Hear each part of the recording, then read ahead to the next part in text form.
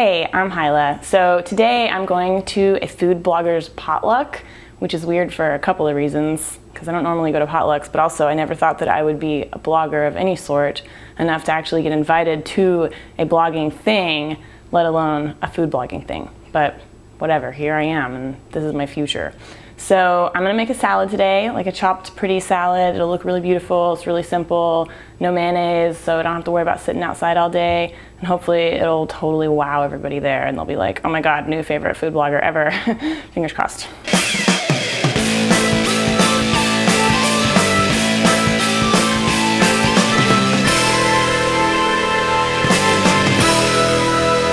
Alright, so I'm going to use some jicama, which is a tuber that is native to Mexico. It's really crispy, usually eaten raw, kind of just refreshing. And some mangoes, and some radishes, and some beets that I have already boiled and peeled. Start with the jicama first. It's got a very tough, fibrous skin, but fortunately it kind of peels off pretty easily like that. So I'll cut off the ends, and then just use my paring knife to kind of catch it and peel it off as good as I can. So I got the skin off. Now I'm just gonna cut it into some kind of shape. We'll see what I do. Start that way. Whoa, out of control. And I want it to look beautiful, of course. So maybe some little half moons might be nice. Beautiful. Now I'll move on to my mango. Now mangoes, I'm sure you've had them before, but they do have a large pit in the middle. So it's usually like a third, the middle third of the mango is usually pit. So just sort of estimate and cut down lengthwise, and you can feel it against your knife. So just sort of cut around that pit. And then I find the easiest thing to do is sort of score it gently and make sure you don't cut through and chop your finger. Just stopping right when you feel the peel. And then sort of pop it inside out. Take a smaller knife and cut those little cubes off of there. Just gliding your knife right along the skin. And you get beautiful little mango cubes. When I was a kid, my mom used to get mangoes sometimes, and she would cut it up for us, and then my brother and I would fight over who got to suck all the rest of the fruit off of the pit. Knockdown, drag-out fights I'm talking about. So you can do that too. If you have little kids that won't shut the heck up and get out of your kitchen, give them a mango pit to suck on. And I could, if I wanted to, cut around the pit on the other sides and get more out, but it's not gonna look very pretty, so I'm just gonna leave it, like just use my little cubes. So now I have some little radishes. I don't know how to make radish roses very good, so I'm just gonna cut them in half. Throw those in my bowl, because I'll probably just sprinkle those around. Okay, so now I've got beets, and I'll have to wash my hands really carefully right away, because they will stain, and then you look like a mass murderer.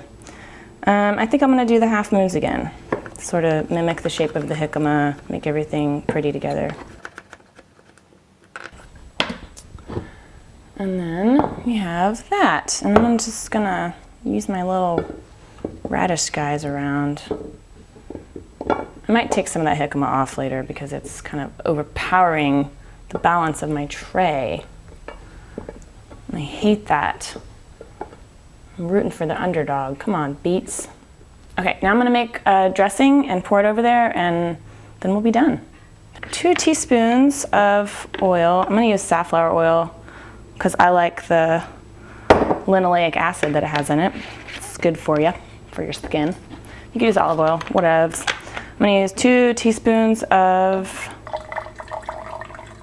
cider vinegar, about equal amounts. This is probably more than 2, but whatever. Teaspoon of mustard, whatever kind of mustard you want. Mustard farted. All right, and then probably for this amount of business, half a teaspoon of salt, and 1 clove of garlic that's been super duper chopped, and 1/4 cup of orange juice. I added a little bit of lemon to this because the oranges were really sweet. I'm gonna just put in a little more. Okay. Now put a lid on it and shake it really hard to get everything emulsified. Okay. I'm gonna pour this over it and then throw some herbs on top. Let it sit for a little while. I don't want everything to be like soaked. It just should be just to add a little bit of flavor. So I've got some cilantro I want to chop up and put on the jicama, and then some dill on top of the beets.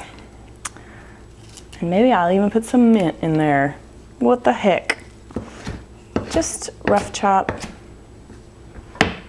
just to add a little bit of flair. Just a little bit of flair. And the dill, you could just use parsley. You could use whatever. I'm sure it'll be fine. Okay, that's probably good. All right, now I'm gonna cover it with some plastic and take it on over to the potluck. See you later. Go subscribe to my YouTube, sign up for our secret newsletter, and we'll show you some badass stuff. It's gonna be rockin'. Peace.